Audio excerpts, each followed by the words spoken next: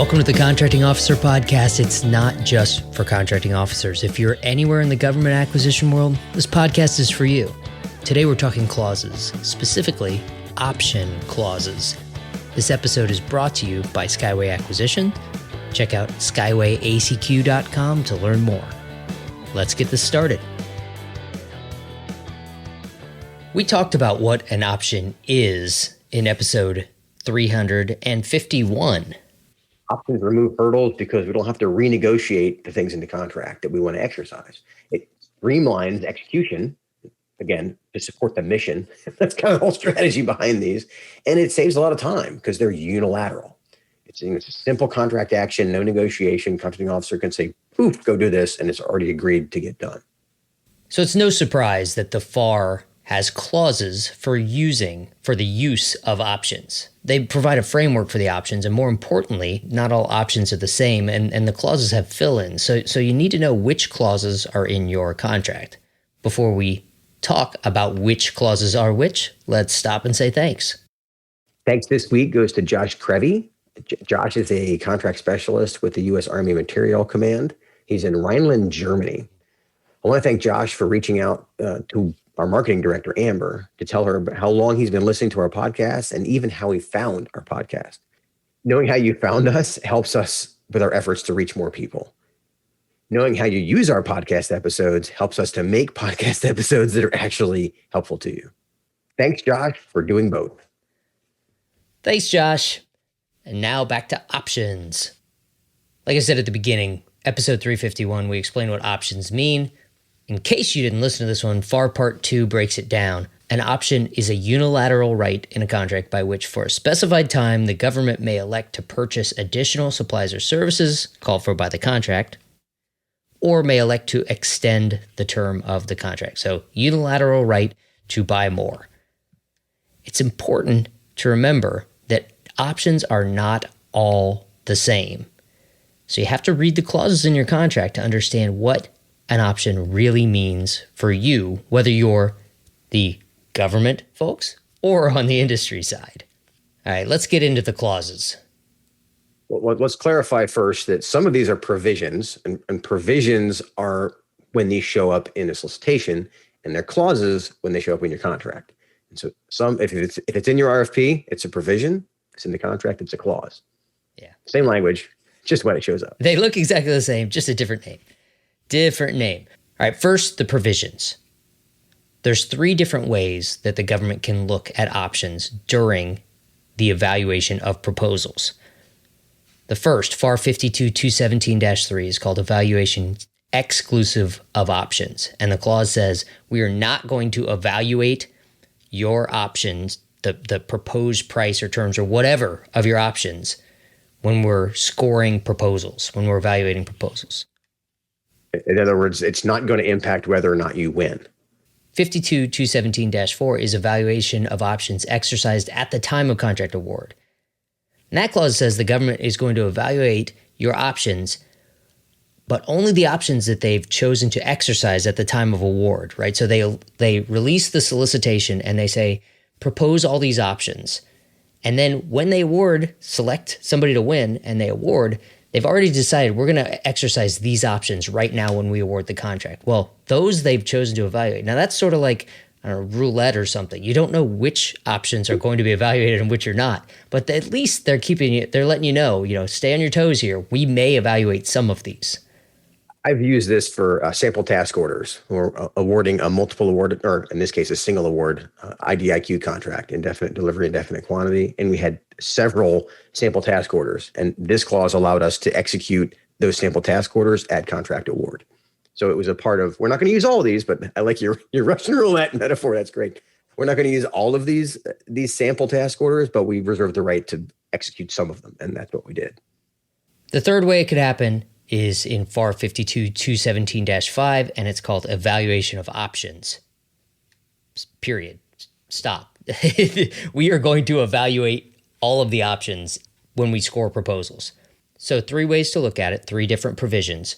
Not going to evaluate options, we'll evaluate options that we've chosen to exercise, or yes, we're going to evaluate all options. And that drives a different strategy for the industry folks when they're submitting their proposal. Remember, if the government says they're going to evaluate all your options, they have the unilateral right to exercise that option. And you have to deliver, and they will buy exactly what that option says. So if you have a contract that has a base year and then 5 one-year options, and we talked about that in the previous episode about why the government might do that, when you're proposing, you have to propose a price for each of those separate years. So your year 4 price, you have to determine what it will cost you to do that work, what's a competitive price for it, and how you can make money still delivering that. You don't get to change it later. So there's a lot of gamesmanship that can happen in those type of proposals, and the government has to be wary of that when they're evaluating it. One of the things I was looking for in contracts like this, where it was a base plus several years of options, is this concept of balanced pricing. Are you gaming it so that you're going to have an unrealistic price 5 years from now, but it lowers your overall price? And balanced pricing is a rabbit trail. We'll do a separate episode about that in the future, but this is where it shows up.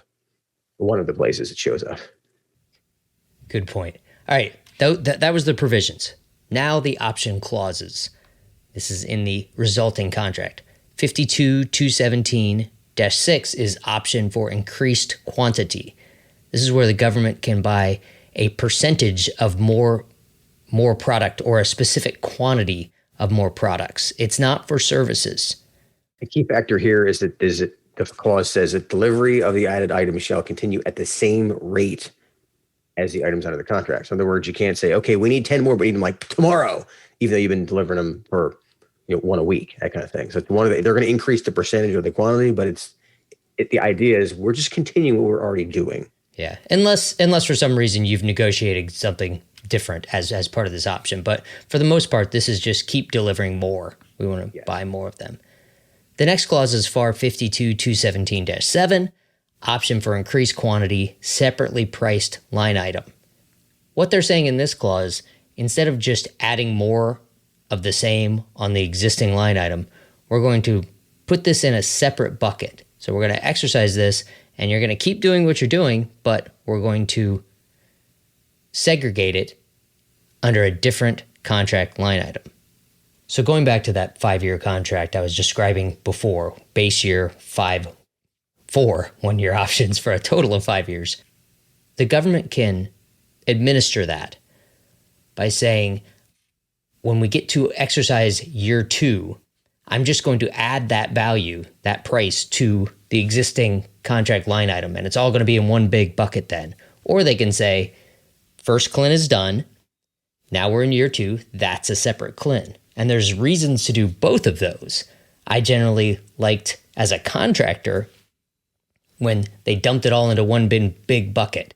Because then if I had a time and materials contract where I had to deliver a certain amount of hours, or if it was a cost type contract, you didn't have to hit the hours or the dollars exactly at the end of the year. It all got into a big bucket where you had a little bit of flexibility. And that helped me out as the industry folks, and it helped the government out because it never stranded money in a CLIN, in a bucket by itself. So by the end of the contract, you have one big 5-year bucket of sludge, of mess, of fun. It lets you be a little more flexible than if every year says you have to deliver 500 hours. And if you deliver 495 or 505, that doesn't count, right? If after 2 years you have to deliver 1,000 hours, you have a little more chance to get it right. Your point about the sludge of money, once it's obligated, it's all green to the contractor. Right. That's why this makes sense from a put it all on one CLIN.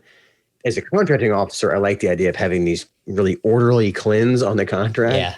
But the problem with that, like you said, is the money's all been bifurcated, right?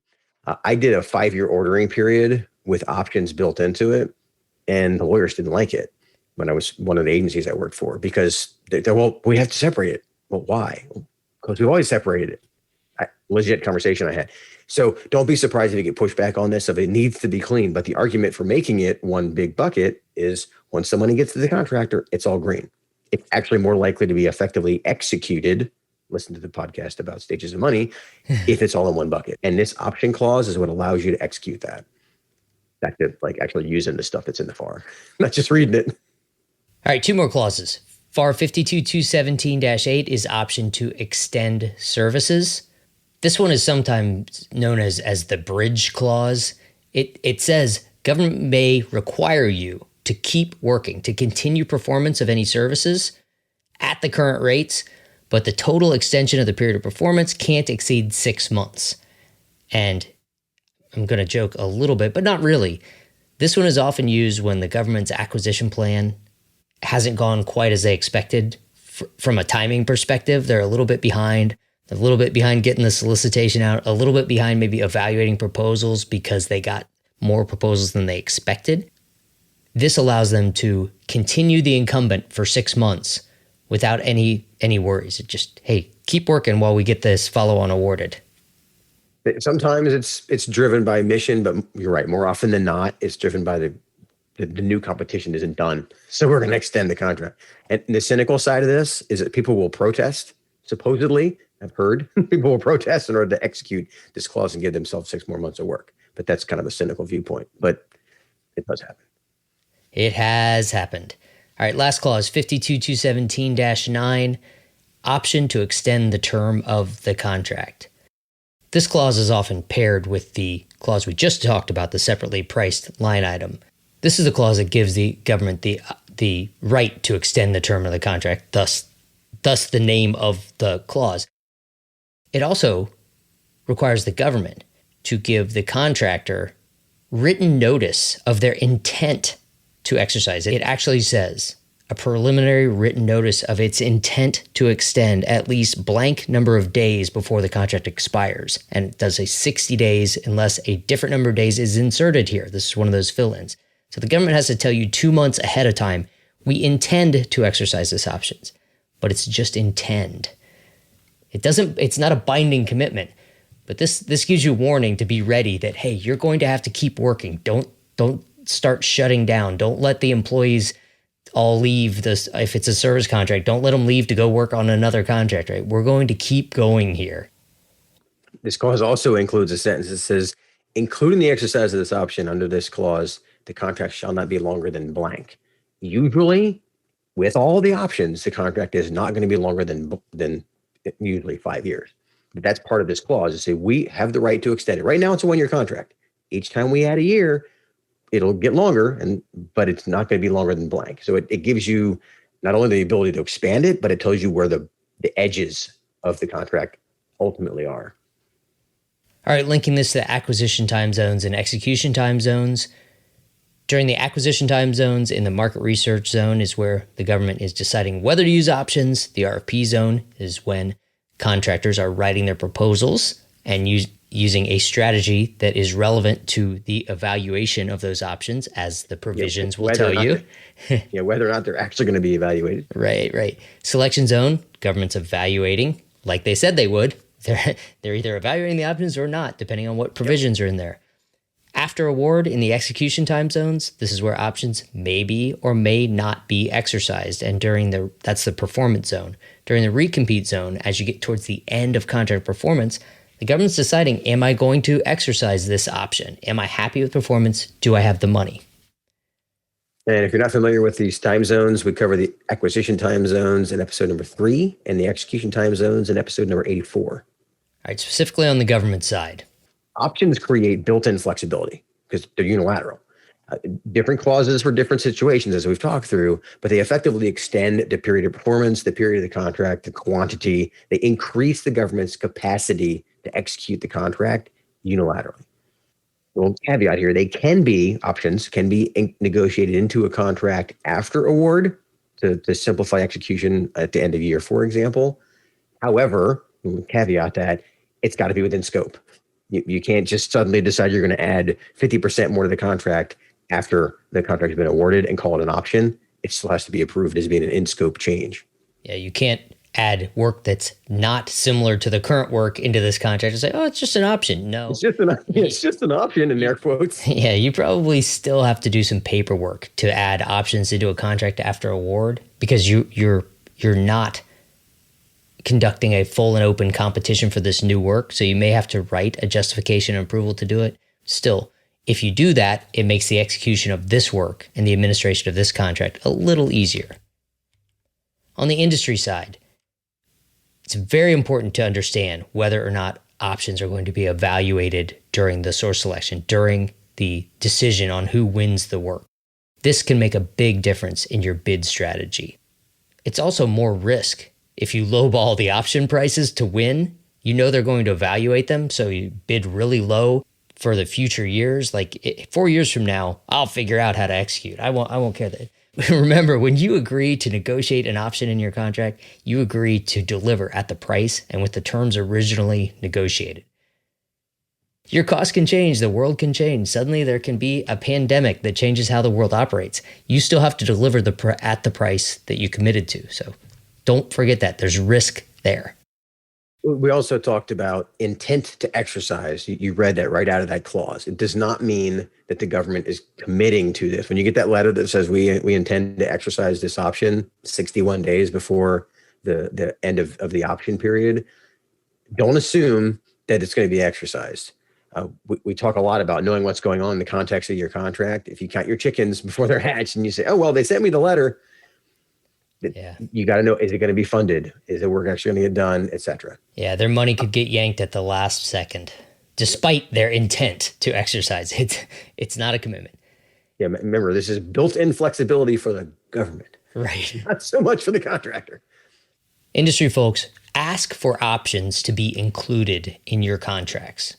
Your customer may not have considered options, and it makes their job easier because they don't have to compete things. It also gives you potential for more work without having to compete. Be sure to bring that up even after award. Hey, maybe we could do an option for an increased quantity here or to extend the term, just in case. No commitment there. Yeah, just don't forget that even when they include options, they still don't have to exercise, like we just said. All right, Kevin, let's exercise our option to wrap this episode up. On the government side, let the contractor know when you plan to use options and when you plan to execute them. Like we talked about, most clauses require that you tell the industry, you tell the contractor within X number of days. It doesn't mean that you wait until the day before those X number of days. If you know you're going to have funding for the requirement, if you know you're going to exercise it, if you know you're not going to exercise it, let them know. Yeah, that's even more important. And you don't have to have a clause for that to happen, right? Communicate with your contractors, let them know your plans. Everything goes more smoothly. And don't forget that you can only unilaterally execute the exact option. You can only exercise an option. It's binary. You either turn it on or turn it off. You don't get to change it. You don't get to say, well, we have an option for 4 more of these, but I'm going to call it 5. Exercise it. You have to deliver 5. It doesn't work that way. That's bilateral. That's a renegotiation, and the contractor doesn't have to accept that. Now, why they wouldn't, I don't know. Maybe, I guess if you went the other way, if you exercise an option for 3 instead of 4, that would be a problem. Could be a problem. But the important thing to remember is it's only an option for exactly what it says it's for. It's a negotiation. It's an engineering change proposal. It's a contract change modification.